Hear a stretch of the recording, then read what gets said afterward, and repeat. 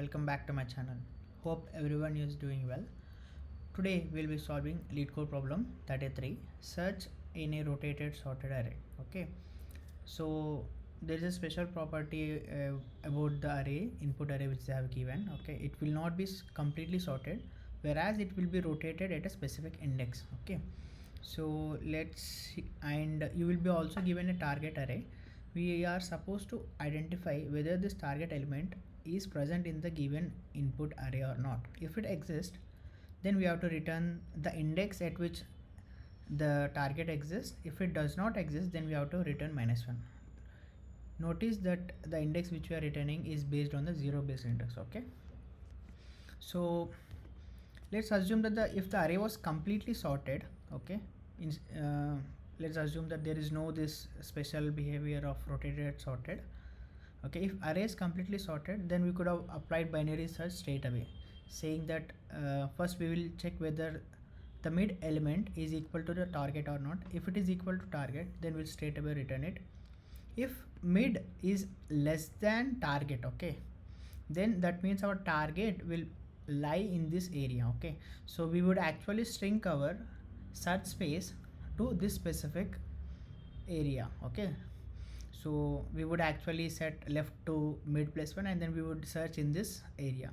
If the target is actually lesser than mid, okay, that means target is lying in this particular area. Okay, so all the elements in this particular area, in this particular space, holds a property that all of these are actually less than mid. Okay, so our target could be anywhere.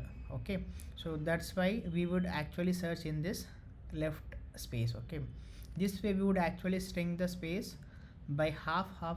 Okay, every time we would shrink the space to half, and then we'll search in that specific search space.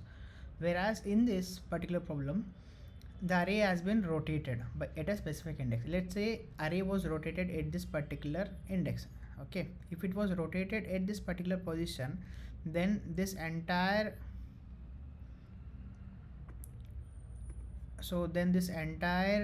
elements are actually present somewhere over here. So the diagram would something look like this. Okay, ideally our elements would have been present over here, but since all of these elements were rotated, so those elements have come over here. Okay, similarly if you see, this was rotated at this particular point. Okay, so this entire set of elements would ideally be present over here. Okay, if these elements were present over here, then this would have a completely sorted array, then we would have straight away applied. Whereas now it has been rotated. Okay, after rotation, our possible space would actually look like this. Okay, either it could look something like this, all the numbers would have been over here as well as here, or else our numbers would have been present over here. Okay, each search space, each use case, okay, or each use case has a unique property. Let's observe that what is the unique property. Okay, if you observe here,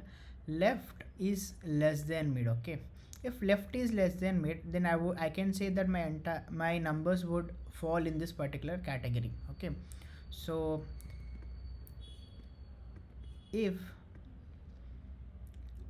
array of left, if it is less than array of mid, then I would say my search space would look something like this. Okay, if array of left, okay, if the left element, if it looks greater than mid, then my search space would look something like this. Okay, so I can basically divide my use case into, divide my problem into these two use cases. Okay, once we identify either our problem falls in this particular use case or in this use case, let's further break it down. Okay, if you see in this particular use case, all the numbers, okay, our target can potentially lie in 3 spaces. Okay, straight away, first thing is, if it is equal to mid, then there is nothing to check further, we can straight away return the index.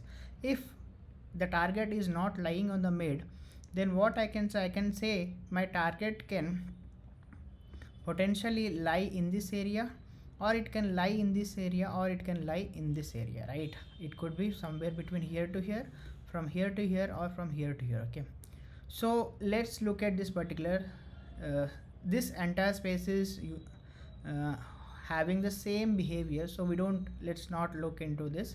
Let's if we can rule out that if our target does not lie in this area, then we can straight away say our target will lie in this area, right? Either it has to lie here, or it has to lie here, or it has to lie here. Okay, so let's first check whether our target can lie here or not. What is the behavior for this space? All the elements here are actually greater than mid. Okay, so I can say if my target element, if the target element is greater than mid, then I have to search in this space, correct? Right? If my target element, okay, if my target element, if it is greater than mid, then I have to search in my right space. So I will basically update my right pointer, left pointer to mid plus 1. Okay, my target can also lie over here. So if my target also lies here, then also I have to search in my right space, correct? So what is the unique property of this space? Okay, if you observe, all the elements present in this particular space are actually less than left, right? So if target, if it is less than left, okay, array of left, then also I have to search in my right space. So if I have to search in my right space, I have to update my left pointer to mid plus 1, right? So I know now I can say ki if these two criteria holds, then I have to search in my right space. If none of these criteria meet, obviously my target will present in my left space, right? So in other cases, I will update my right pointer to mid minus 1, then automatically I will search for my target in this particular space. Okay, similarly, let's look at this particular use case. Here if you see, my target can potentially lie in this area, or it can lie in this area, or it can lie in this area, right? If I can say that my target does not lie in these two areas, then my target should lie here. So this entire space is actually less than mid, right?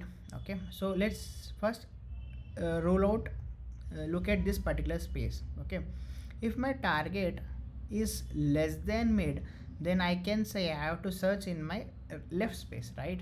So if my target is less than mid, then I have to search in my left space. In order to search in my left space, I have to update my right pointer. So I will update right pointer to mid minus 1.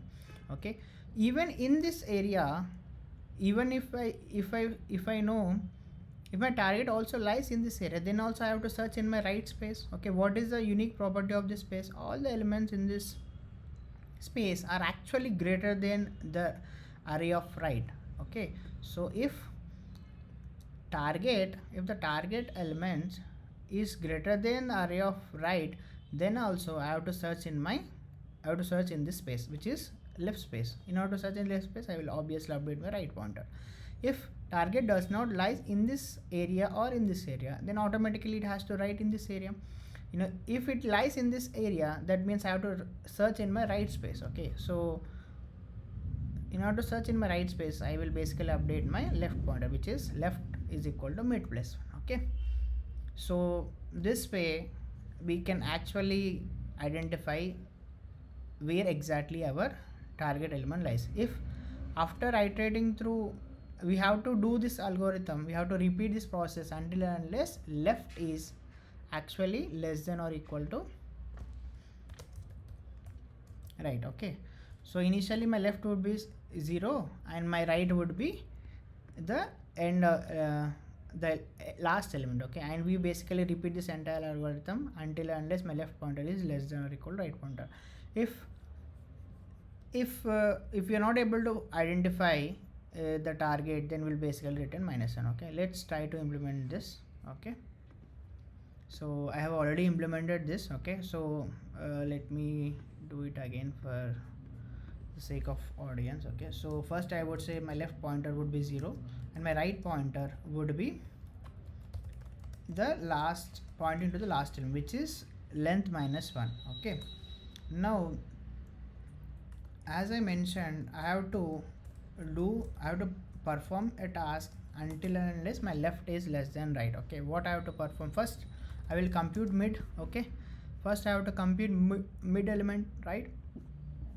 So what is mid? Mid is basically left plus right minus left divided by 2.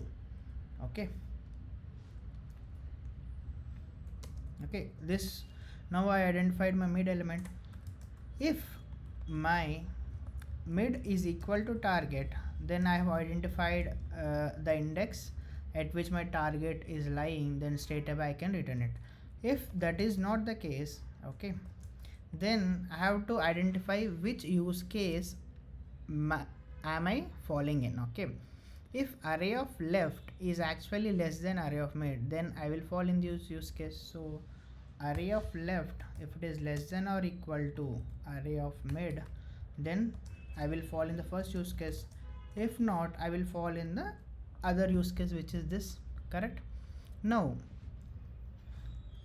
as I mentioned, I have to look for this target, right?